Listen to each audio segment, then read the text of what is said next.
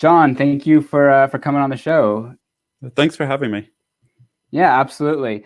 So why don't you just tell the audience a little bit about yourself, what you do, things like that. Yeah, so my name is John Volturo, and I used to be an executive in corporations and startups, and I left that world a few years ago to become an executive coach.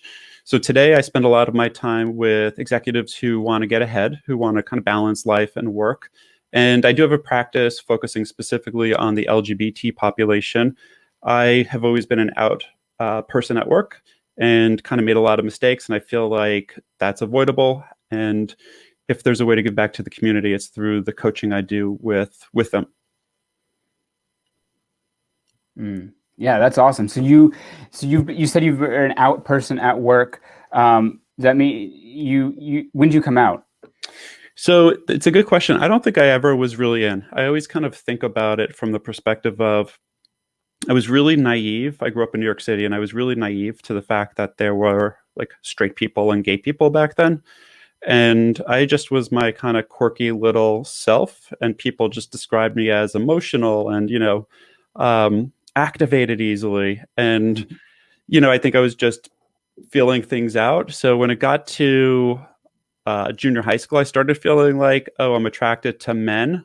And then when I got to high school, I really kind of felt like, I think I might be gay, but I'm not really sure. So I dated both men and women, or boys and girls at that age. And it was at that time, like when I was 16, I got my first boyfriend who was 4 years older than me. And that's how I actually ended up at college. I come from a family where I was the first person to go to college. And so I left Brooklyn, went to college, and was exposed to the whole gay world. And from there, I just didn't really go back. And as a result of it, experienced a lot of interesting discrimination, harassment that I didn't even realize that's what it was back then. But, clearly it was when you look back at it. So, yeah, I would say I was kind of always out because I was naive about it. But I also feel like it really helped me to get places and kind of almost pave the way for other people who were coming up. Sure, absolutely. And for context, not to date you or anything, but what was this? When was this time when you were experiencing the world as a gay man and some of this discrimination? Yeah, so sure. It was the late 80s, early 90s. So I had Okay. gotten out of college, and, I worked at a media company in New York City. So, when you think about that, you would think really super liberal. But no, there were out gay people there, and they were made fun of on a daily basis, multiple times a day. And the things that I heard people say about them, people said the most vicious things. And I remember thinking, I'm not going to not be out, but I'm also not going to talk too much about myself. And my first summer there was really an interesting time because I became friends with these two women, really close friends. They're older than me. I was the youngest. I graduated from college really early, and I was the youngest of all the new kind of hires by 6 years. And I was sitting at the kitchen table and in the cafeteria, and a gay guy who was very open walked by, and one woman commented on what he does with his body, sexually compared to like what, non-LGBT people do with their bodies. And I just thought, oh man, how am I going to handle this? And the next day I sat them down at the same table and I said, got to tell you something. When you said that, it made it really clear that you have no idea about me, but I am a different flavor of what he is, right? Like he is out and proud in who he is. I'm still kind of like, quiet, but out and still proud. So, that really opened up their eyes to kind of the stereotypes they had in their mind. And basically that's been my experience for most of my career, which is why I feel so compelled to break down barriers, because people don't realize the kind of like the insidious little things that they do that reinforce negative stereotypes or even the biases they have within themselves. Yeah, absolutely. There's this thing, I'm sure you're familiar with implicit bias and just how people can have a bias without even realizing that they're being biased. What was that so that was kind of the first interaction you had that kind of led you on this journey of activism. Do you like that word? I know some people do, some people don't, but of this journey of fighting for LGBT equality, and specifically in the workplace.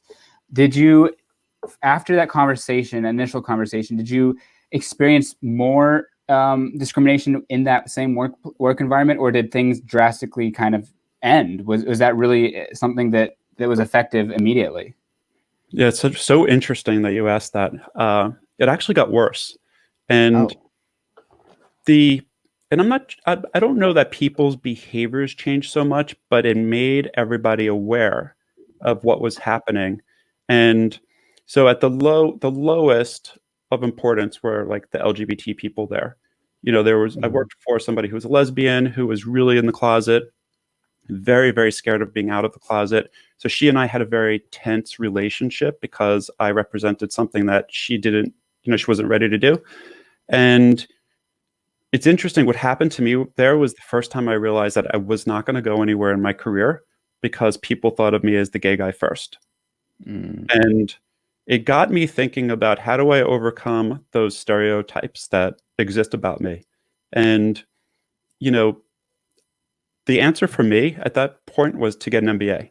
And I didn't really want to get an MBA. I want to be super clear about that. It wasn't that I didn't like the idea of getting one, because that's what people did to get ahead back in the early 90s. But I felt like I could have done something different, but everything I did came with a stigma of some sort. And the thing that people value, in New York City in the 90s was an MBA. If you worked at a big company, they wanted, the only way you'd get ahead is if you had that differentiator. And I thought, well, if I did that, maybe people would not look at me as the gay guy. They would look at me as the guy who has the MBA, who has potential to grow. So my first company was when I realized there was a rainbow ceiling. I couldn't go any further in the group that I was in. I was low level, but I knew then that that was going to be my truth.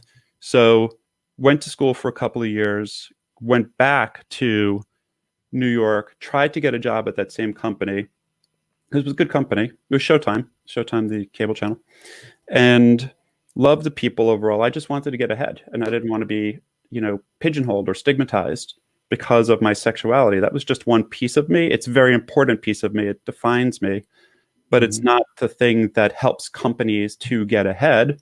It's all the other things in addition to that that help the companies get ahead, and that's what I wanted them to focus on. Wow. So I like that word rainbow ceiling. I've actually haven't heard of it. Obviously, we know what that is when we say like the glass ceiling or whatever. We're talking about women in the workplace or just whatever. So rainbow ceiling. What in your definition of that? How did it? Why did it exist? And what was the ceiling? Like, meaning you're not going to become an executive, you're not going to be the star because you're too gay. Like, kind of just dive more into what that means, the rainbow ceiling. Yeah, so it's a little bit of all that. I think mostly for me, it was, we don't want somebody like you representing our company. And if you are at a significant level, you will be out there talking to people who help us to get more business. And if they have biases, then that is going to hurt our business overall. And that really is why executives in this country, probably across the world, are closeted still. When you look at the statistics, most executives, very small number, are out. We hear about, folks like, Tim Cook, who runs Apple, and others who have like real significance, but they can do whatever they want to do. They just achieved such a level of success that they could do. And they were out only after they achieved that success. So there are a lot of people like me who wish they had somebody to help them kind of pull them up. So for me, it was all about getting to a place where I felt comfortable with myself at work and knowing that I did everything I possibly could do, and then also having a filter for the types of companies that would allow me to grow to the highest level within them. When you're told, like I was, over and over again, well, you're not necessarily the kind of person who we'd want to have out doing X, Y, or Z, it really starts to impact your psyche, and you become you become a fighter, because you don't Yeah. want people to put that first. Yeah, absolutely. So it just sounds like they were kind of just saying like, we don't want you to be that. When a client calls, we don't want you to answer the phone because we don't want we don't want our company to be thought of as the gay company or whatever, or the company that has a bunch of gay people, which is terrible, obviously. And when you were getting hired and looking for jobs and going through that process, did you face any discrimination? I mean, I don't know if they could tell you were gay. I don't know, but did you face discrimination? Yeah, I did. I a couple of times explicit during the hiring Mm-hmm. process because, as soon as social media started, as soon as LinkedIn started in particular, I did not hide that I was, the volunteer coordinator for the Human Rights Campaign. And if anybody knows the Human Mm-hmm. Rights Campaign, or if they just look at the little bio, they're going to know that it's about equality for the LGBTQ population. So little things like that really do influence whether or not you get a call or whether or not somebody asks you certain types of questions. And the certain types of questions I got were often things like, well, how, how out are you? Or how comfortable are you being in an environment where, everybody is more traditional and conservative? Or do you know that you're going to be working with people who are from, a state in the Midwest who might not have the same values as you? Is that going to be a problem for you? So it was always the problem for me. And Yeah. that's another piece of the puzzle. Like when I'm doing my diversity, equity, inclusion work, and when I'm doing LGBT inclusivity and diversity work too, the onus really isn't on the marginalized population. It's on the other folks, the allies, to help bring us up. But that's the way it's starting to become today. Back when I was doing this, we didn't really talk about that. Sure, absolutely. Um, and so I want to talk about career mobility being a gay. I know we kind of touched on how there was a rainbow ceiling. Has that started to change now versus when you were in New York at this ad agency? Is there more career mobility available? Is this rainbow ceiling being shattered? I know you said Tim Cook and things like that, but those are just outliers, as a lot of people are still closeted. But is it starting to shift, you think? Are we moving in the right direction? I think certain industries have always been a little bit more, progressive. So Mm-hmm. I think in those industries, and maybe in those industries in their headquarters, wherever they reside, you might see a little bit more of a shift.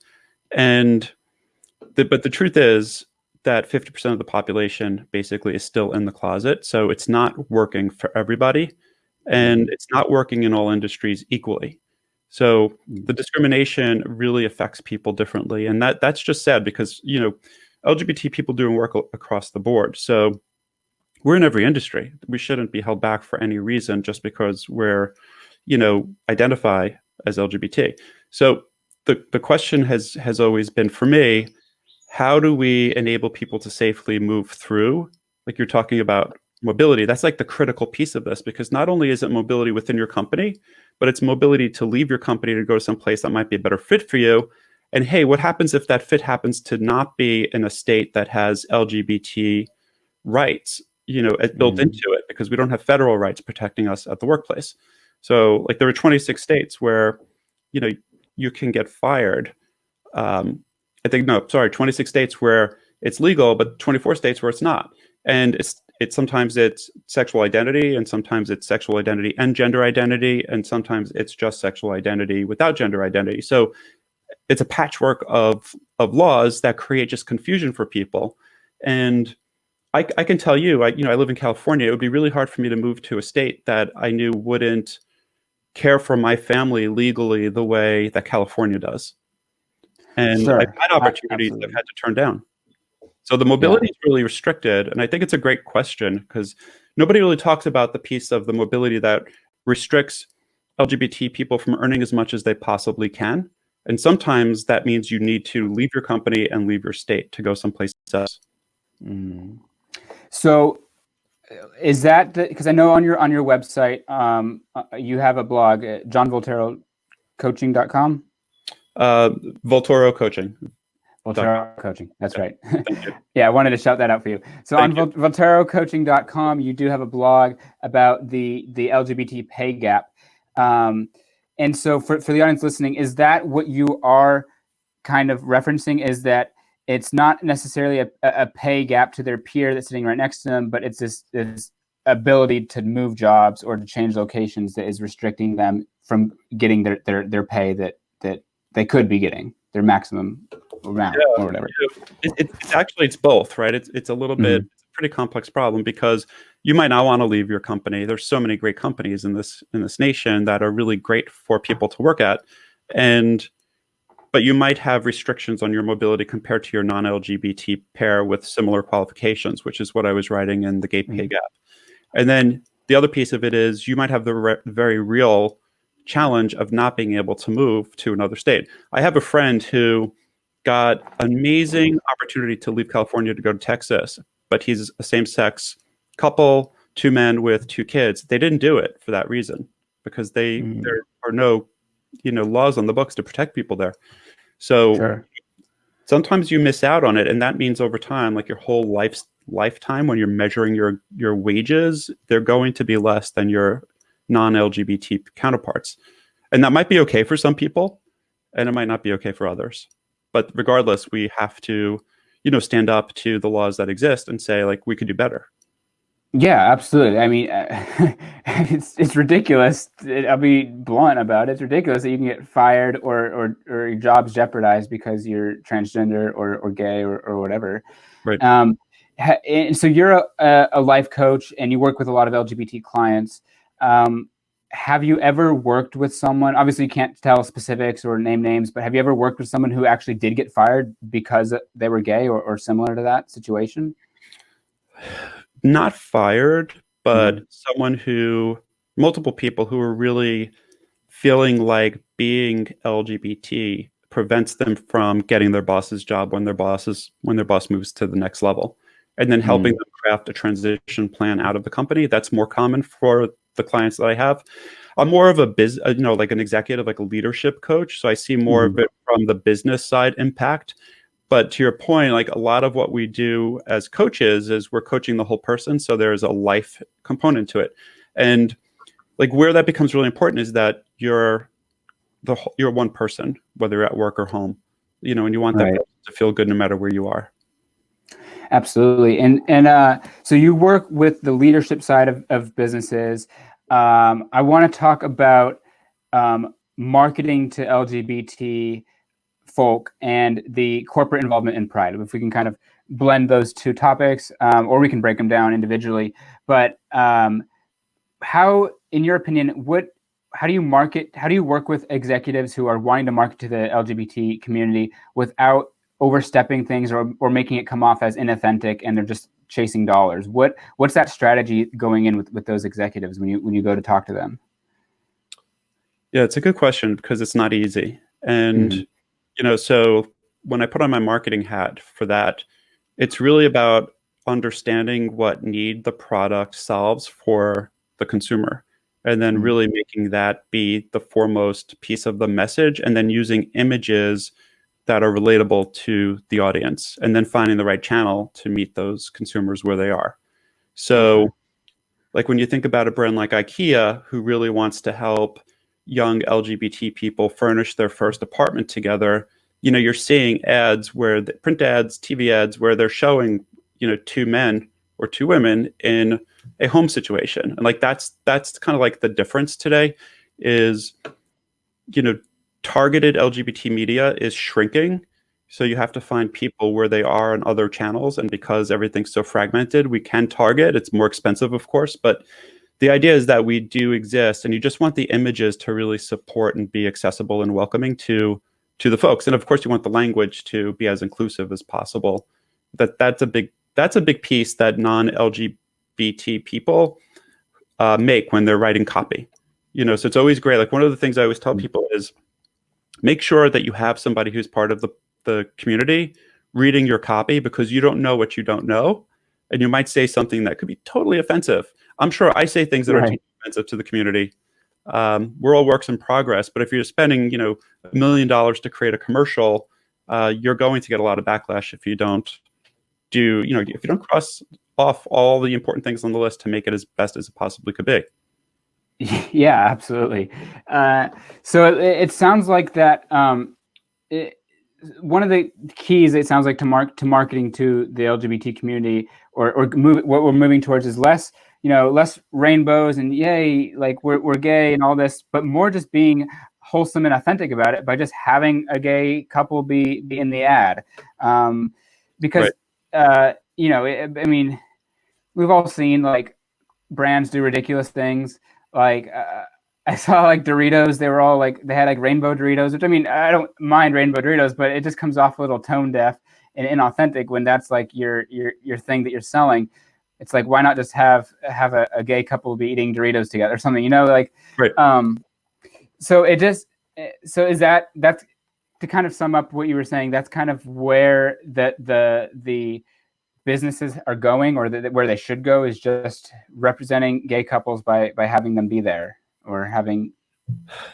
Yeah, that's a good example of the Doritos. I didn't see that one, but having rainbow Doritos, that's not what we normally do. We don't normally sit around eating rainbow Doritos. And I think that's right, like that's the piece that, when you're advertising and you're marketing, you're putting together a story, right? You want people to see how your brand fits into their lives. And unless it's like a big parade every day in your life, I doubt you're going to be eating rainbow Doritos. So for me, it's more about like, be as authentic as you can to the brand, and just make sure that all of the things around it talk to your audience. And this is for anything, right? Like if we're advertising specifically to women, we have a model for that. We have a template that's pretty proven. Let's make sure we have a really good one for the LGBTQ community, because we're just humans, just like everybody else, with the same types of needs. We all have, homes for the most part. We all have, dreams and aspirations and all the kind of trappings of daily life. So yeah, like, speak to me in a way that is meaningful, first by solving my problems, and try to do it the best way you can, so I can hear you through the clutter. And the way, because we're such a visual people, right? Like the way you're going to do it is with really inviting images, not rainbow flags on a cruise, stereotypes of us dancing around, shirtless. Right.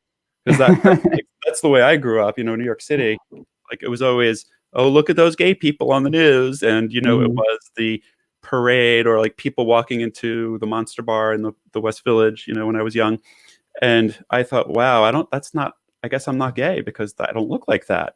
People are very impressionable. So, and that's why I think about, like you were talking about media, I think that's why Will and Grace was so important too. Will, even though he's kind of like flamboyant in his own way, he looked like any other guy walking down the street. So you can kind of see him. And because it was TV, he was in your living room. He was invited in your living room every week. So you got to know him. So that's how people true. trust. And I do want to talk about gay men being portrayed on TV versus the reality. Obviously, in 2020, we have way more gay characters and gay representation than we had just even 10 years ago. But is there a dark side to representation? And like, can it be harmful? For me, off the bat, like just thinking of one way it can be harmful is by putting people in the box, or stereotyping the characters. Like you see on a lot of sitcoms, their gay character is just a cut and paste of, haha, look, it's the funny side gay character. He's gay, that's why it's funny, Yeah.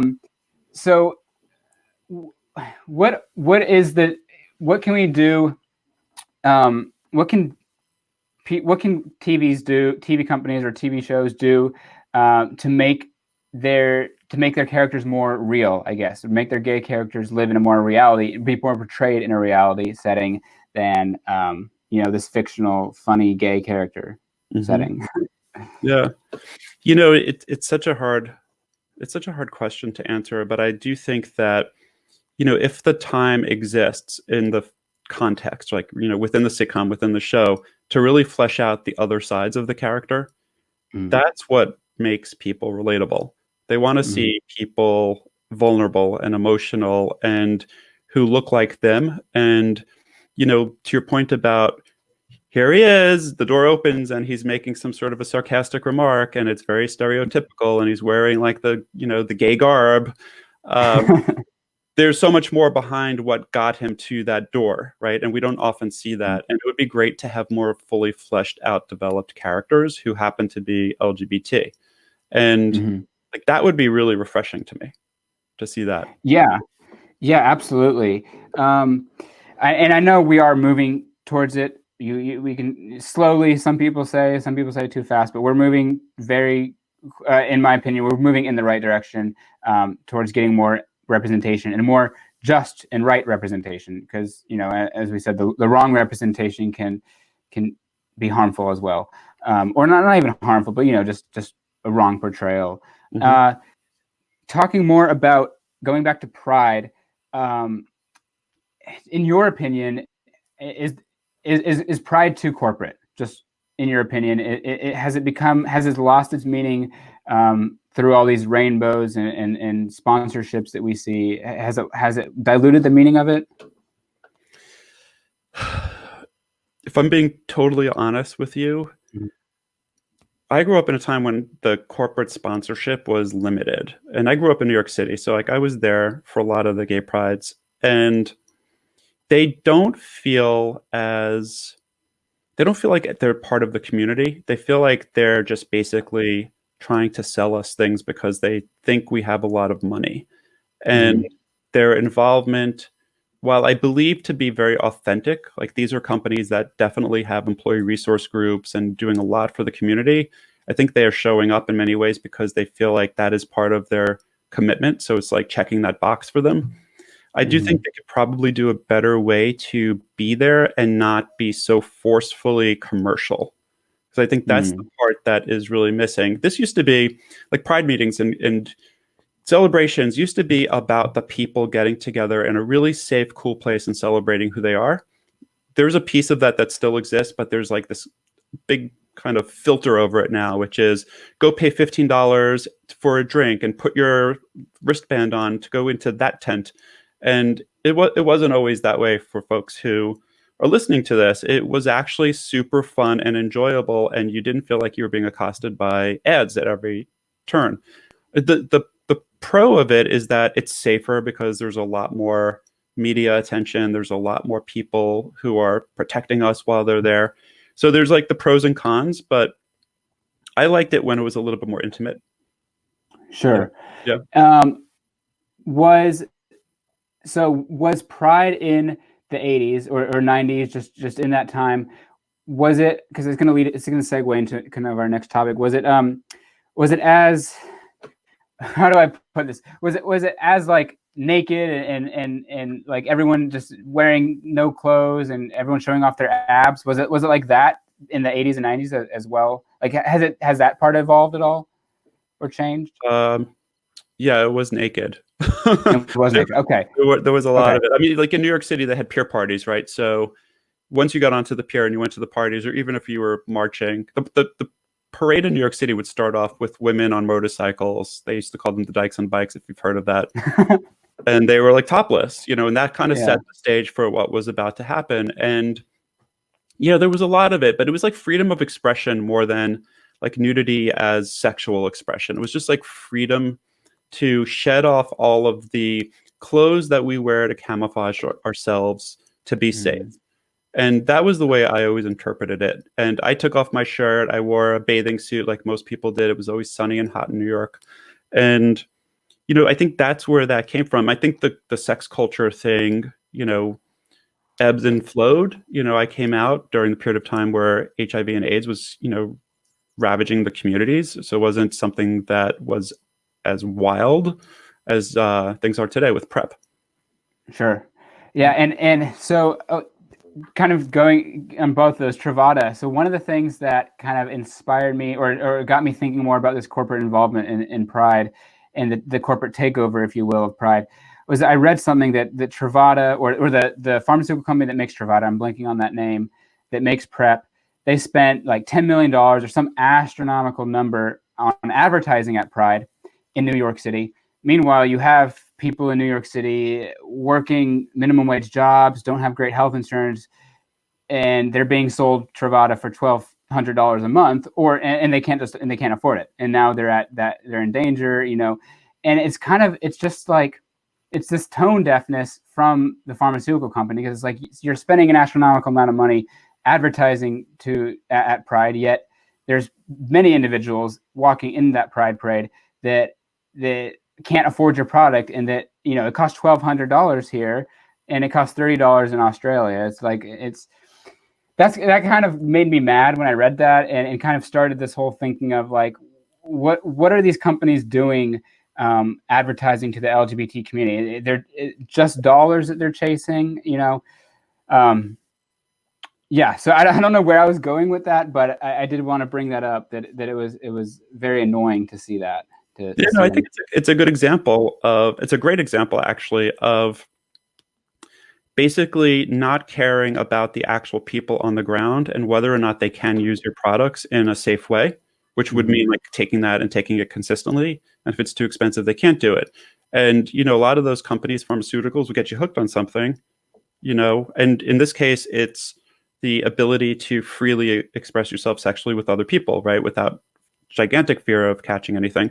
So yeah, it's kind of, it doesn't work. It doesn't work for everybody. And I think what you're talking about is important, because for some people they can't afford it and the others they can't. And it creates like a class distinction upon class distinctions that already exist for us.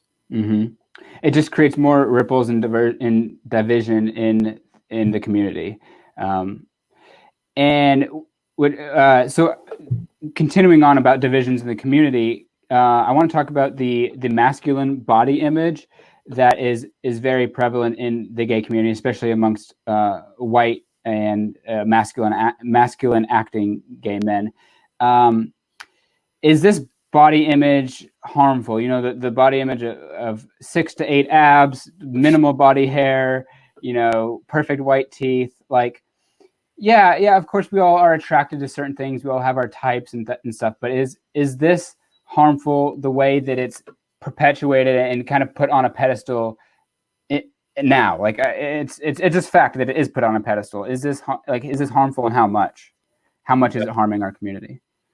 Well, I mean, I don't know any statistics on it, but I'll tell you kind of my feelings about it are that for many people, it probably is harmful, because we as a group feel less than and feel different already. And within the community, when we see these kind of subcultures with very, large presence, like the presence that you just described, it often makes people feel like they're not part of that, or they can't associate with, or they're less than. And, so sadly, it happens in other communities, right? You see like Body Beautiful in advertising for non-LGBT people all the time, and for us too. And I feel like it was inevitable that it would happen. I think that when it's used as a weapon to isolate ourselves and to kind of, quote unquote, I hate the word ghettoize, but like ghettoize people, then that's not healthy. That's not healthy. And you hear that a lot. Like I'll talk to friends who live in West Hollywood who say, I need to get away from here because I'm really tired of seeing, muscular white guys walking around. Sure. And, like it's not representative of the total society or us as a rainbow of different people. Yeah. Do you work with, are some of your clients, do they deal with that issue of just feeling, not enough because of their body? Is that something that you commonly see? I know you're more professional coaching, but as the life in general, as bringing it back to that wholeness, is that something you see? Yeah. I mean, seriously do, actually. And it's a good point, because this is where image is so important, no matter who you are, right? Image is really important in the United States. And if you don't conform to a certain image, you're going to be excluded from whatever group you're in, or you're going to be disinvited from the party. And when you think about LGBT people in kind of like in totality, the feeling of not being invited or not being excluded is really a big part of who we are, because we're not invited to the same types of parties, straight friends go to. We might not be part of the old boys network at work that gets us ahead. And so we do things to stand out. And I think sometimes, some people just go to extremes. It's great if you really feel healthy and you're doing it for good reasons for yourself. But if you're doing it for reasons to fit in, then like we have to work on the other pieces inside of us as well. Mm. I've worked with people mostly who want to look the part of the roles they want. And that was a problem with me back in my day, when I first got a coach. So I often tell people, look who you want to look like and find the right place for you. Be who you are, be the most authentic version of you, be the healthiest version of you, no matter what that is, whether it's 8 abs or just one big ab, whatever it is. Or a six pack. Or a six pack, be healthy, be healthy of mind and body. Because that's what people will feel energetically from you, right? Mm-hmm. Not everybody walks around at work with a t-shirt, and not everybody walks around in normal, kind of around the street, in a tank top. Yeah. So the body should be for you. Okay. I really like that. That was kind of answered my next question. I was going to say, how do you train your clients to feel comfortable in your skin, or in their own skin? But that kind of answered, unless you want to add to that. No, I think that's a big part. I mean, there's lots of like nuances to it, but getting somebody comfortable with the idea that being comfortable in my skin is most important, then you work with them to figure out what that looks like for them. Yeah, so it's reverse engineering it. Yeah, it really is. It really is, because if you want to be healthy and feel comfortable, what does that mean to you? I have a question going back to business related. What are your thoughts on putting pronouns on a resume? So whether you're cisgender and you or you're non-binary or you're trans, what, from a professional hiring standpoint, should you put a pronoun on a resume? Like if that came across your desk and you were the hiring manager, obviously you personally wouldn't matter, but you work with a lot of businesses and executives. So what are your thoughts on that? Such a good question. So here's the thing. Tons and tons of statistics show that if your resume lands on somebody's desk and it's clear that you are part of the LGBTQ community, you probably will not get callbacks as often as you would if you didn't have that on there. And that's been proven. The way they prove that is just by creating fake resumes and doing tests to a bunch of hiring managers across the country. So that's a sad fact of life. Here's the other side of it. If you really only want to work for a place that will call you, put it on your resume. I put it everywhere. Like, in fact, I've been a chief marketing officer, general manager for companies that are public, private, startup, large, small. I always led with it with a recruiter who spoke to me. I said very plainly, like, I'm in a same-sex marriage and I have 2 kids. My family is important to me. Will I fit in a company like this? Because if I didn't want to be there. I don't want that psychic damage to be done to me consistently. Right. And it'll happen in the best of times because people, like you were saying earlier, have implicit kind of biases. Yeah. You don't want to work for a company that's gonna be discriminatory or have coworkers that are discriminatory.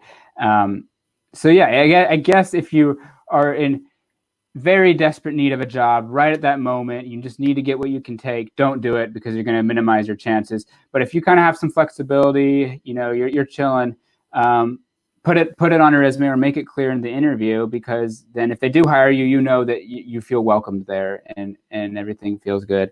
Do you have any advice for coming out to coworkers? I know you do on your website, volterocoaching.com.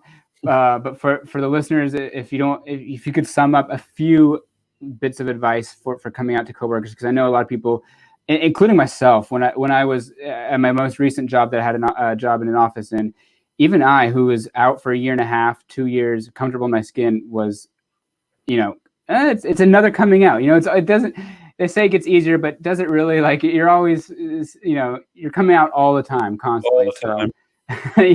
So even for someone like me who is very comfortable, it was a little nerve-wracking. So what are your advice for people that want to come out at work or just tell their coworkers? Yeah, so important that people understand if they're in the closet and they're contemplating coming out at work, to make sure you have a group of allies who support you. Mm.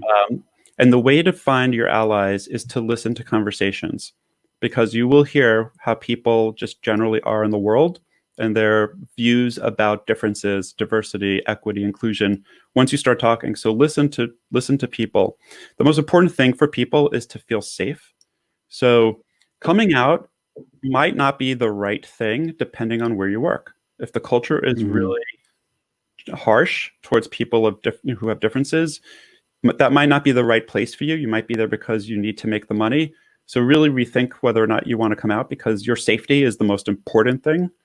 And when people are looking to come out, they find an ally, and then that ally works really in close concert with them to start making sure that the right language gets talked about at work. So for example, a leader at the office who goes to the HR group and says, you know what, we should have more inclusive policies for hiring and firing.